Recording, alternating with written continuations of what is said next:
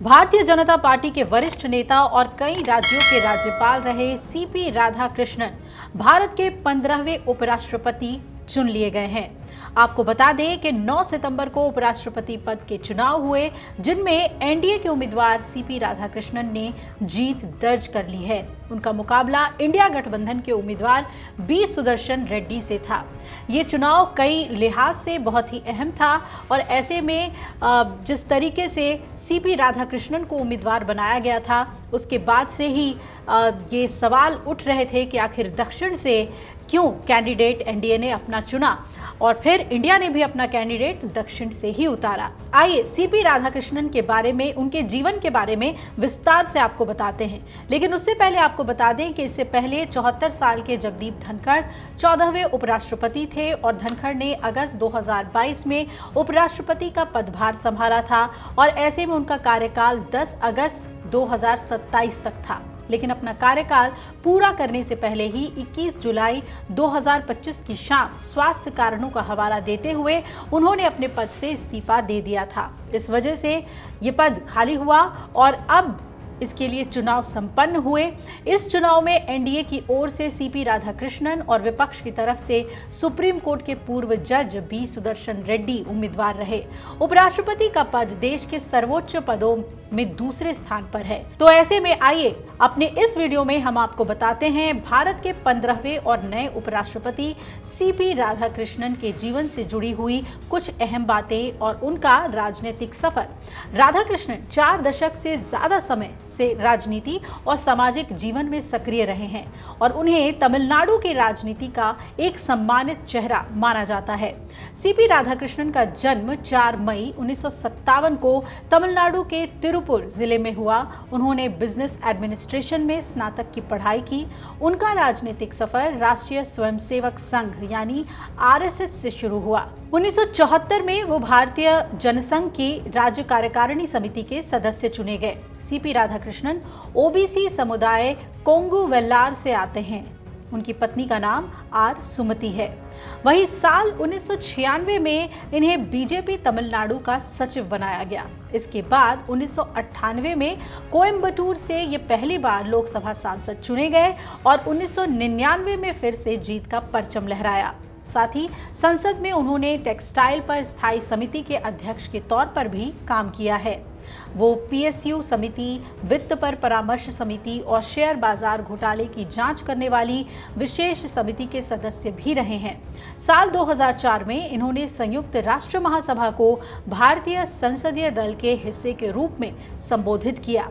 ये ताइवान जाने वाले पहले संसदीय प्रतिनिधिमंडल का भी हिस्सा थे। 2004 से 2007 तक वो भाजपा तमिलनाडु प्रदेश अध्यक्ष रहे।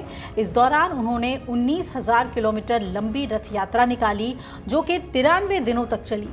इस यात्रा में उन्होंने नदियों को जोड़ने, आतंकवाद खत्म करने, समान नागरिक संहिता लागू करने, छुआछूत को खत्म करने और मादक पदार्थों के खिलाफ अभियान जैसे मुद्दे उठाए। माना यह जाता है कि इस यात्रा में इनका राजनीतिक कद और बढ़ गया था। इसके अलावा उन्होंने 2 पदयात्राएं भी की थी। 2016 से 2020 तक वो कोचीन स्थित कोयर बोर्ड के अध्यक्ष रहे और उनके नेतृत्व में कोयर निर्यात 2532 करोड़ रुपए के उच्चतम स्तर पर पहुंचा।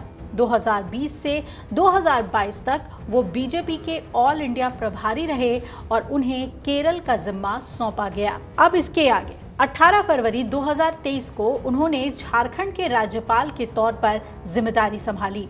उन्होंने मात्र 4 महीने में राज्य के सभी 24 जिलों का दौरा कर लिया और जनता और प्रशासन से सीधे संवाद किया। 31 जुलाई 2024 को उन्हें महाराष्ट्र का राज्यपाल नियुक्त किया गया। इस बीच साल 2024 में उन्हें तेलंगाना का भी राज्यपाल बनाया गया। इतना ही नहीं, ये पुडुचेरी के उपराज्यपाल भी बनाए जा चुके हैं। तो भारत के नए उपराष्ट्रपति सीपी राधाकृष्णन एक अच्छे खिलाड़ी भी रहे हैं। कॉलेज स्तर पर वो टेबल टेनिस चैंपियन और लंबी दूरी के धावक रहे। इसके अलावा उन्हें क्रिकेट और वॉलीबॉल का भी शौक रहा है। उन्होंने अमेरिका, ब्रिटेन, जर्मनी, जापान, चीन और कई यूरोपीय देशों सहित दुनिया के कई हिस्सों की यात्राएं की हैं। ऐसे में आइए हम आपको ये भी बताते हैं कि भारत के उपराष्ट्रपति की क्या क्या जिम्मेदारियां होती हैं, जिसका निर्वहन अब सीपी राधाकृष्णन करेंगे। देश का संविधान भारत के उपराष्ट्रपति को दोहरी भूमिका सौंपता है। पहली भूमिका ये है कि वो कार्यपालिका के दूसरे मुखिया होते हैं और दूसरी भूमिका ये कि वो संसद के उच्च सदन यानी कि राज्यसभा के सभापति भी होते हैं। संविधान में उपराष्ट्रपति को राज्यसभा का सभापति की मुख्य जिम्मेदारी दी गई है। इसके अलावा कुछ भूमिकाएं और हैं जिनका निर्वहन उपराष्ट्रपति को करना होता है। अगर राष्ट्रपति का पद किसी वजह से खाली हो जाए तो ये जिम्मेदारी उपराष्ट्रपति को ही निभानी पड़ती है, क्योंकि राष्ट्र प्रमुख के पद को खाली नहीं रखा जा सकता। पदक्रम के आधार पर देखें तो उपराष्ट्रपति का पद राष्ट्रपति से नीचे और प्रधानमंत्री से ऊपर होता है। तो इस अहम पद पर अब विराजमान हो चुके हैं सीपी राधाकृष्णन, जिनके जीवन के बारे में हमने आपको बताया। ऐसे ही कुछ और वीडियोस देखने के लिए, जानने के लिए जुड़े रहिएगा अमर उजाला के साथ। अगर आप ये वीडियो YouTube पर देख रहे हैं तो हमारे चैनल को सब्सक्राइब कर बेल आइकन दबाएं और Facebook पर देख रहे हैं तो हमारे पेज को लाइक करें।